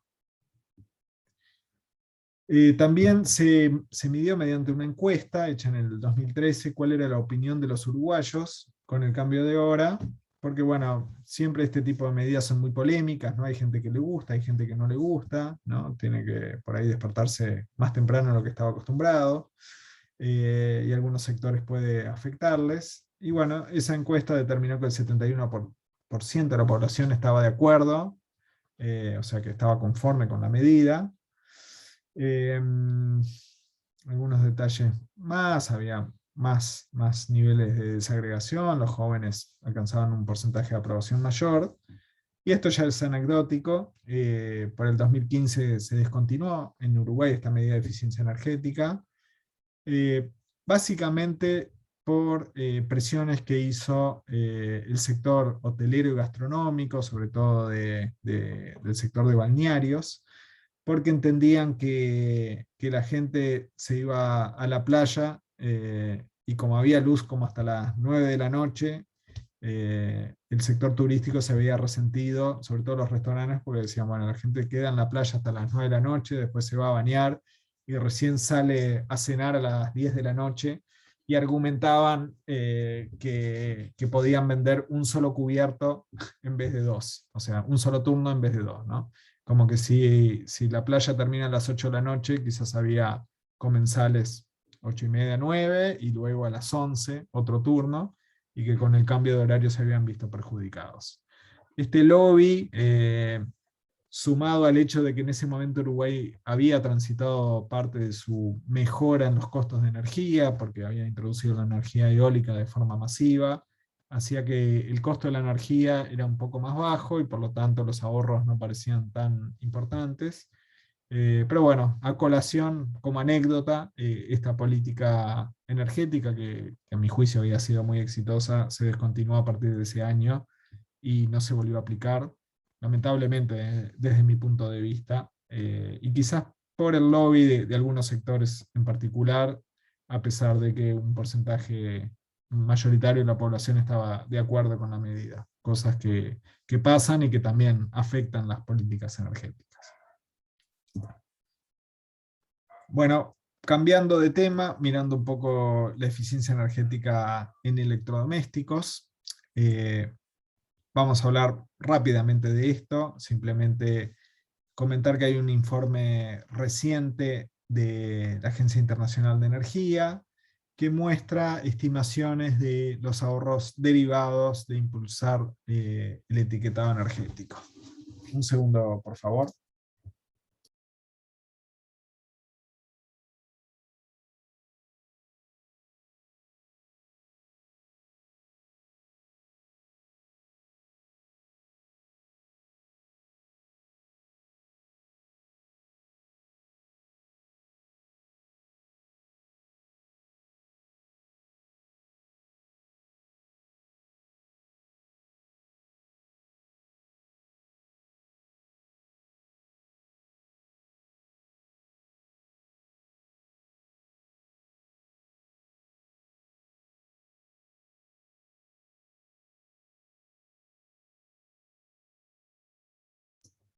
Disculpen, decía que estos programas de eficiencia energética a partir del etiquetado energético han sido muy analizados en muchos estudios que pueden encontrar en la web sobre el mismo. Más de 120 países del mundo tienen normas de etiquetado energético para electrodomésticos y equipos, constituyen la base de la mayoría de los programas nacionales de eficiencia energética y mitigación del cambio climático. Y aquí podemos ver que esta evaluación de este informe, que tienen la referencia ahí, estima que en 2018 se ahorraron unos 1.580 teravatios hora de electricidad a nivel global. Perdón, a nivel global no, en los 9 países que ahora les voy a mostrar que fueron evaluados. Sé que para muchos el teravatio hora no dice nada, es difícil de imaginárselo. Yo les voy a decir que todo Uruguay consume aproximadamente 10 teravatios hora por año. Diría 12 en realidad, pero para fijar ideas, 10 teravatios hora es el consumo eléctrico de todo el país por año, y podemos ver que en estos 9 países se ahorraron 1.580, o sea, 158 veces el consumo de Uruguay, solo por estas políticas de etiquetado energético que mejoraron sustancialmente la eficiencia de muchos electrodomésticos y equipos consumidores de energía eléctrica. Estos son los 9 países analizados, con la cantidad de teravatios hora anuales evitados a partir de esta mejora de la eficiencia energética en estos electrodomésticos. Y en todos estos países su impacto fue muy importante. Por ejemplo, en Estados Unidos se estima que estas normas permitieron un ahorro del 15% del consumo eléctrico nacional. Así que es bien importante estos ahorros. El segundo no es un país, perdón, es la Unión Europea en su conjunto. Por otro lado, podemos ver de este informe, en la columna azul, vean el primer caso, los refrigeradores. En azul vemos el consumo de energía, y en naranja, vemos el precio de compra de los electrodomésticos. En general uno tiende a pensar que un equipo más eficiente cuesta mucho más caro. Ahora, el avance en la tecnología, que al principio puede ser que sea muy caro, a medida que eso se va comoditizando y pasa a ser un commodity, o sea, las heladeras ya son mucho más eficientes, todas las disponibles en el mercado, comparadas con la de los años 90, sin duda, han ido bajando de precio. Tal es así que si uno mira este informe, encuentra que el consumo de energía de los refrigeradores, en este caso en Australia, entre el año 93 y el 2014, o sea, en 20 años de diferencia, no solo que mejoraron su eficiencia energética en un 40%, sino que bajó su precio casi en un 30%. O sea, son mucho más baratas las heladeras y consumen mucho menos que antes.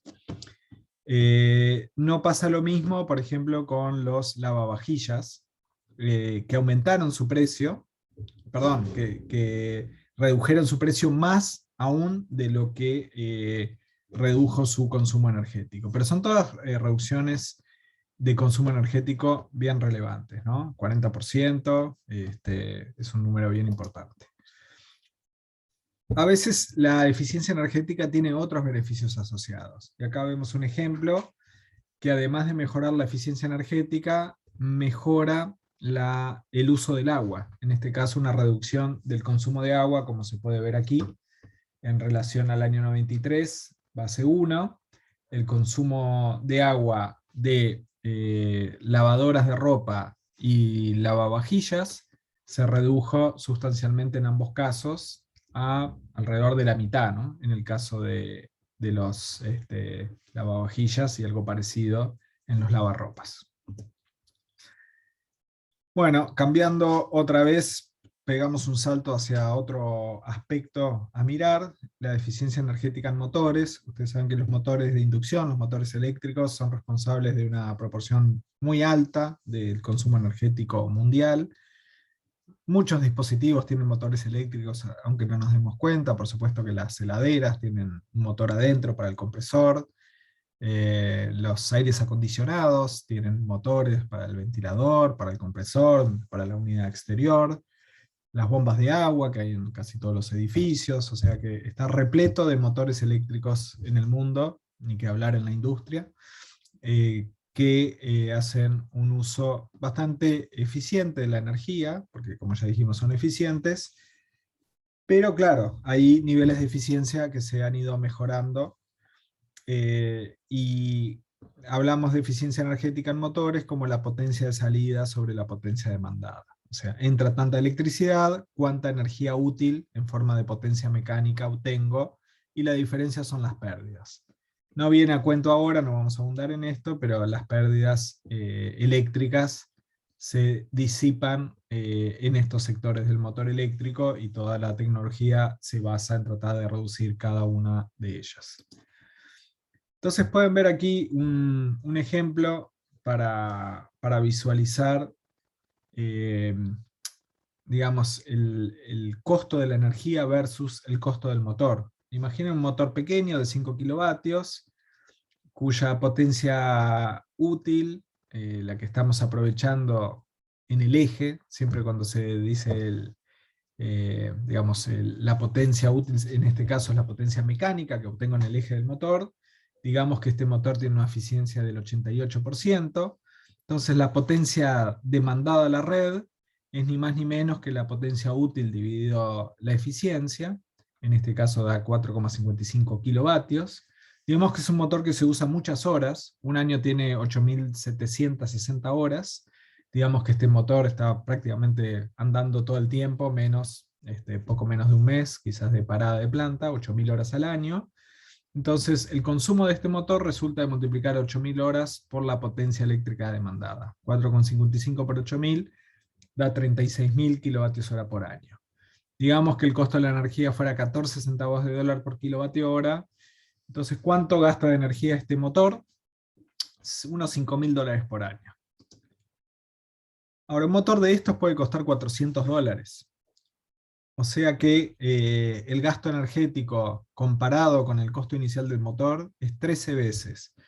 Es una cosa realmente insólita pretender ahorrar energía con un motor barato cuando es tan brutal la diferencia entre lo que gastamos de energía comparado con el costo inicial. No cabe duda que conviene ganar algún punto de eficiencia, porque eso se va a recuperar muy rápido, aunque el motor nos cueste un poquito más caro. Sin duda, acá aplica la frase célebre, lo barato sale caro. Comprar un motor barato, que se usa muchas horas sobre todo, va a implicar un costo energético anual altísimo. Entonces, bueno, para eso se han diseñado motores cada vez mejores. Hay normas de eficiencia energética. Acá vemos una imagen que muestra los rendimientos. El más alto que muestra aquí es 97%, y distintas clases de eficiencia, de IE1 a IE4. Y podemos ver que la eficiencia es mayor para motores grandes. Por ejemplo, aquí vemos motores de 300 kilovatios, aquí motores pequeños de 1 kilovatio. Es normal que un motor pequeño uno no invierta tanto dinero en mejorar su eficiencia, ¿no? Capaz que un motor de 4 kilovatios, su eficiencia por aquí anda por el 85%, mientras que un motor de 200 kilovatios, la eficiencia parte de cerca de 93-95%.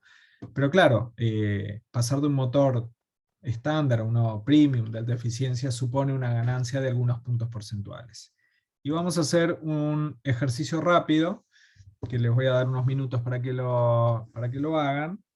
A ver si no se ve bien esto. Partiendo de este ejercicio, yo les pido a los que tengan ganas, vamos a tomarnos 5 minutos para ver si pueden resolver este ejercicio. La idea es asumir que tenemos un motor que consume de la red 15 kilovatios, trabaja 7.000 horas al año, es de clase IE1, o sea, anda por aquí, y trabaja, como se ve en la gráfica, con una eficiencia del 89%. Y les pido que calculen cuánto ahorra el motor por año, sabiendo que trabaja 7.000 horas por año, si pasa una eficiencia al 93%. O sea, cuánto ahorro de energía en kilovatios hora por año si paso de un motor IE1 a un IE3 sabiendo estos datos. Así que les voy a dar unos minutos, el que tenga ganas hace el ejercicio y en unos minutos les muestro el resultado. Y voy a poner como el otro día, a ver si está armada la votación, que sería esta de aquí.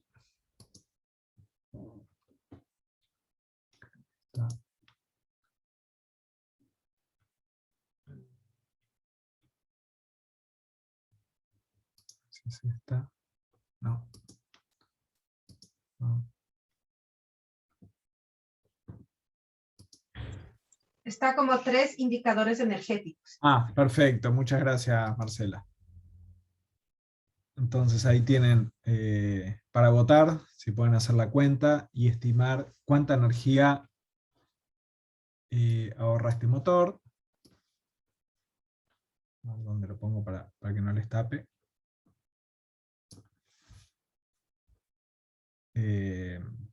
Ahí tienen las opciones. Pueden tirar a invocar si quieren o hacer la cuenta. Vamos a dar 3 minutos nada más por la escasez de tiempo. El que sea veloz haciendo la cuenta podrá calcularlo bien.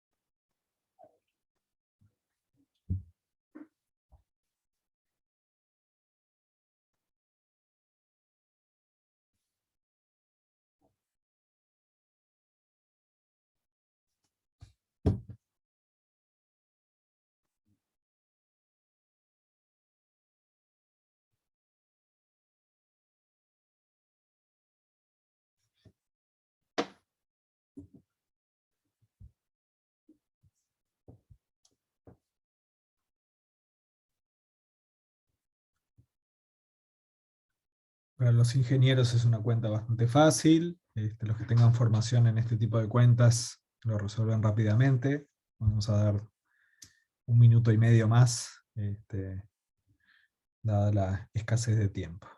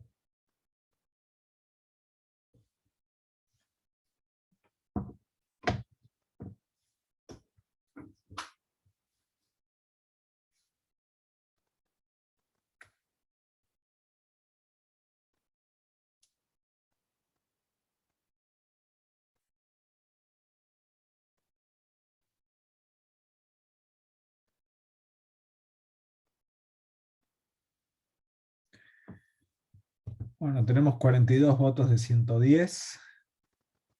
Vamos a dejar 20 segundos más y mostramos la respuesta.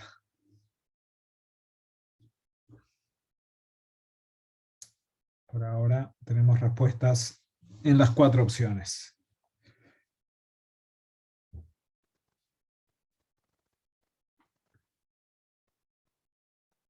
Bueno, voy a finalizar la votación.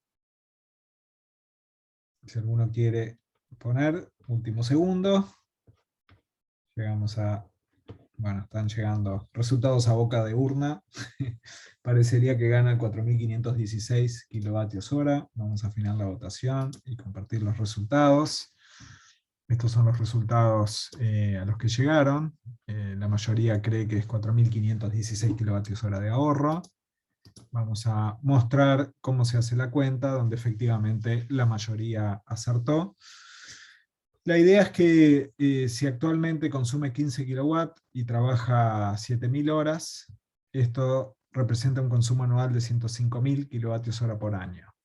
Si queremos saber la energía útil, o sea, realmente lo que aprovechamos para luego utilizar esto para evaluar cuánto precisamos con el motor más eficiente, multiplicamos esto por el rendimiento del motor ineficiente y nos da 93.450 kWh. Si esto lo dividimos entre el nuevo rendimiento, ahí vamos a obtener el consumo del motor más eficiente, que da 100.484. Por lo tanto, el ahorro efectivamente es 4.516 kWh por año. O sea que, digamos, si el costo de la energía fuera del orden de 10 centavos de dólar, el ahorro serían $450. Si fuera 20 centavos de dólar, el ahorro sería de como $900, que probablemente puede ser lo que cueste un motor de 15 kilovatios o quizás un poco más, pero se repaga fácilmente la inversión de ir por un motor más eficiente, sobre todo si trabaja muchas horas por año. Muy bien, seguimos, vamos a cambiar de tema. Esto es lo que decía recién, ¿no? Los motores premium de alta eficiencia son siempre recomendables, sobre todo si estamos por elegir un motor nuevo, ¿no? A veces uno que esté funcionando, reemplazarlo por otro, no es tan claro que convenga por la relación costo-beneficio, pero a la hora de comprar uno nuevo, conviene pagar un poco más por el motor más eficiente. Bueno, y por último, en estos 15 minutos que nos quedan, otra fuente de información que me parece interesante compartir, es lo que tiene que ver con eficiencia energética en edificios, y les voy a contar un poco cómo funciona esta norma que evalúa a los efectos de la certificación de si un edificio es eficiente o no, un criterio por el cual estima un indicador de desempeño energético y en base a él decide si cumple un edificio la norma, o sea, si tiene un nivel de eficiencia mínimo de acuerdo a este criterio. Entonces la idea de esto es no entrar mucho en detalle, pero sí mostrarles la lógica de funcionamiento y después mostrar un par de ejemplos para que vean cómo se puede evaluar si un edificio es energéticamente eficiente de acorde a esta norma, ¿no? Hay otros criterios, esta es interesante de mencionar. Bien, es para edificios existentes. Lo que pretende es justamente evaluar la eficiencia energética y ver si cumple un criterio de mínima. La norma se aplica a edificios existentes, excluye los edificios cuyos consumos energéticos incluyan procesos industriales y agrícolas. O sea, es bien para el sector residencial o servicios, digamos. Algunas definiciones importantes. Lo primero es decir, bueno, si vamos a medirnos con el indicador de desempeño energético, que es kilovatios hora por metro cuadrado construido, tenemos que definir claramente qué son los metros cuadrados. Entonces, para los residenciales, por ejemplo, es la suma de todas las superficies de los espacios acondicionados, climatizados o refrigerados dentro del edificio, incluido garajes acondicionados, sótanos, etc. Algo parecido dice para los no residenciales. Luego define lo que es la intensidad de uso de la energía, que lo llama EUI, por sus siglas en inglés, que es el consumo de energía por año en términos de energía neta, o sea, toda la energía dividido la superficie bruta, que es lo que decíamos antes. En buen romance, ¿cuántos kilovatios hora gasto por metro cuadrado? El objetivo energético, el EUIT, T por target en inglés, es la energía neta del edificio que se ha establecido, la intensidad energética del edificio que se ha establecido para el cumplimiento de la meta. Bueno, después hay otras definiciones que no son tan relevantes. Y el esquema para ver si un edificio cumple con esta norma o no, sigue este diagrama de flujo. Básicamente la idea, se las comento por aquí, y es la siguiente. Si yo quiero saber si un edificio puede certificarse en la norma 100 de ASHRAE, la primera pregunta es si es un edificio residencial pequeño. Si es pequeño, sigue otra lógica que está en la sección 10 de la norma.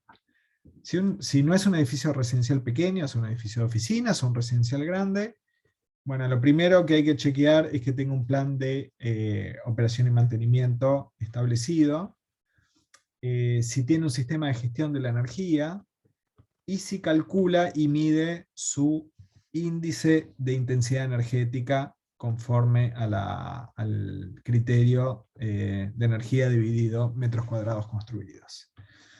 Luego, ver si ese tipo de edificio tiene un objetivo de mínima según esta norma. O sea, hay muchos edificios que están categorizados, escuelas, teatros, edificios residenciales, hoteles. Para todos esos usos típicos hay un objetivo definido por esta norma.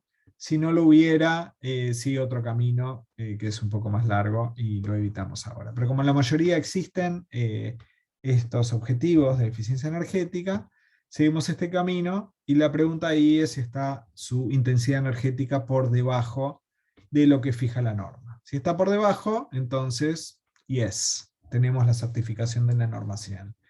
Si está por arriba, o sea, si gasta más que ese indicador de desempeño energético, entonces ahí la norma exige hacer una auditoría energética y hacer todo un proceso para mejorar la eficiencia energética hasta que uno logre bajar su desempeño, mejorar su desempeño energético, bajar su consumo de energía al nivel que pide la norma.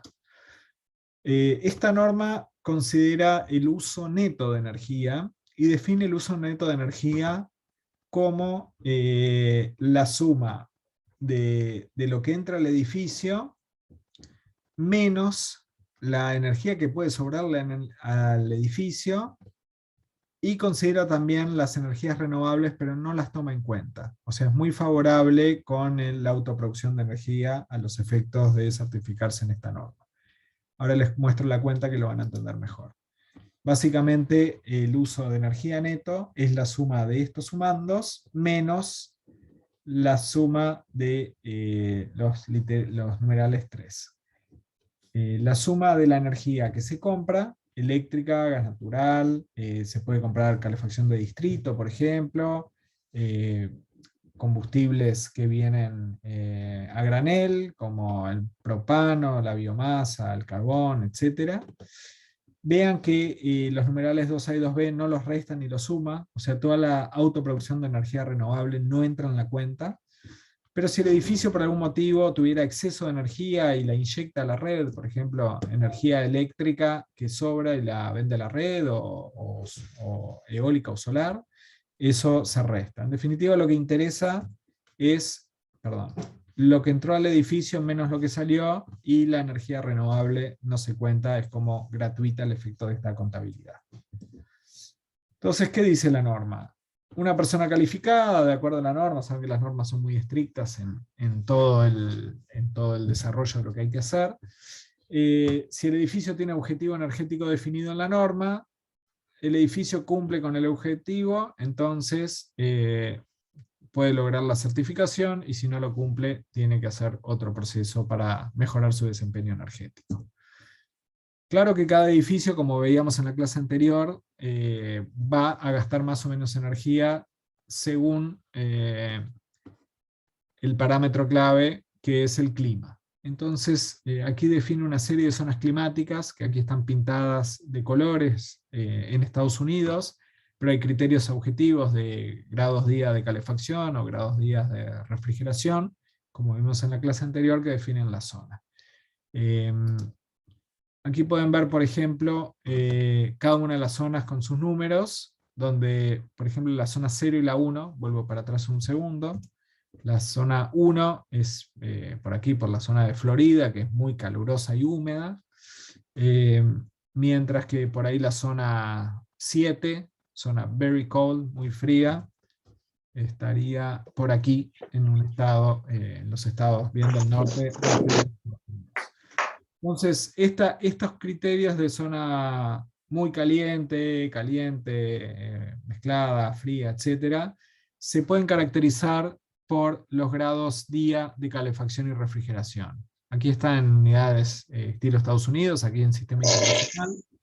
Y pueden ver que la zona 2, por ejemplo, es una que tiene cooling degree days entre 3.500 y 5.000 grados Celsius. ¿Sí? Hay zonas mixtas donde se requiere calefacción y refrigeración en verano y en invierno, ¿no? Entonces, por ejemplo, la zona 3C tiene cooling degree days menor a 2.500 y heating degree days, o sea, el requerimiento de calefacción menor a 2.000. y así sucesivamente. Digo esto porque pueden, si quieren analizar una zona específica, una geografía específica, caracterizando los cooling degree days y heating degree days, podrán correlacionarlo con alguna de estas zonas desde el punto de vista térmico. Bueno, entonces decíamos que si hay un objetivo de desempeño energético para ese tipo de edificio, para ese uso de edificio, sea hotel, sea hospital, sea vivienda, ese factor luego se ajusta por un parámetro S que tiene que ver con la actividad, con la actividad de ese edificio, que tiene que ver sobre todo con cuántas horas por día se usa realmente. Entonces aquí pueden ver el factor de normalización S de operación del edificio, que suele ser 1, pero a veces es un poquito más, un poquito menos. Es como un factor de ajuste. Por ejemplo, una oficina pública de gobierno, el 3, tiene un factor de 1 si trabaja pocas horas por semana, pero si trabaja, está abierto 168 horas por semana, y el factor S multiplica por 1.4. Es un ajuste, y bueno, después lo pueden mirar si no me pudieron seguir porque estoy yendo un poquito rápido, del target de energía. Entonces, aquí vemos el caso de un estudio de liceos en Uruguay, son escuelas secundarias, vemos la cantidad de estudiantes, el área en metros cuadrados, esta es la dirección, el consumo de energía, y el cálculo de este indicador de desempeño energético, kilovatios hora por metro cuadrado año. Como ven, es bien dispar. Hay uno que, bueno, que se sale de tabla, que eran 196, pero si no, anda por 40, 20, 14, ese valor. Uruguay se entiende que está en la zona climática 3B. Los liceos trabajan menos de 50 horas por semana, este tipo de liceos en Uruguay. Entonces, si uno se fija aquí, el indicador de desempeño energético, perdón que me fui, para escuelas, que serían high school, para la zona 3B, el target de consumo de energía es 372 megajoule por metro cuadrado año. ¿Sí? Aquí se suman todas las energías, como decíamos antes. 372 megajoule por metro cuadrado año, que esto se convierte en 103 kilovatios hora por metro cuadrado año. ¿Sí? Como decíamos, esto hay que ajustarlo por el factor de ocupación S, que son para 50 horas semanales es 0,8 en el caso de escuelas. Por lo tanto, la intensidad en el uso de la energía objetivo sería 103, que es lo que está aquí, por 0,8 sea 83 kilovatios hora por metro cuadrado. Los liceos que estén por debajo de este indicador de desempeño energético cumplirán la norma, y los que estén por arriba no podrán certificarse en esta norma. Así que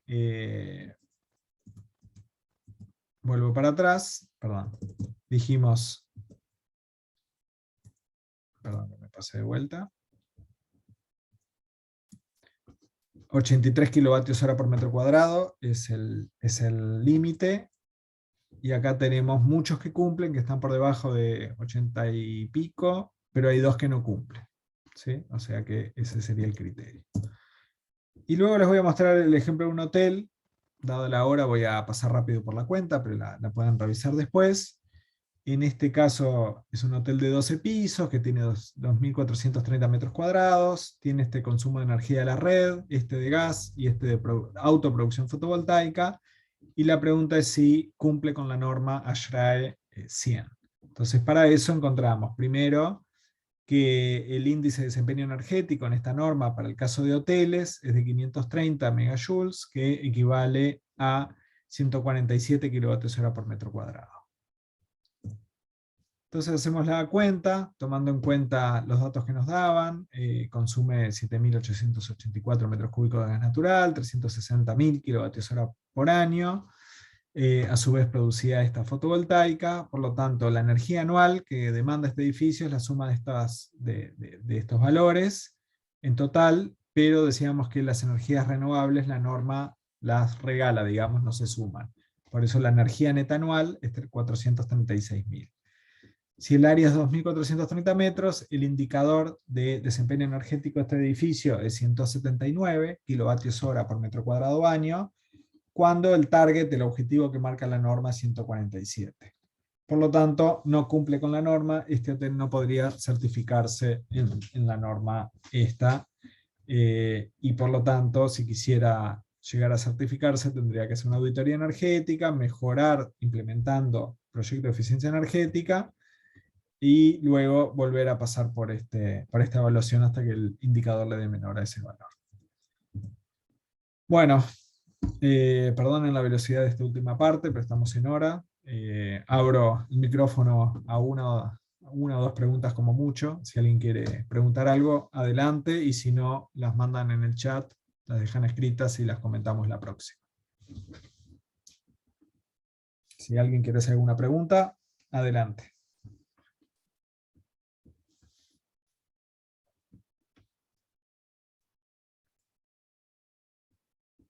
Muy bien, en ese caso, entonces podemos, Marcela, si te parece, cerrar la sesión de hoy y agradecer a todo el mundo por su presencia en esta clase.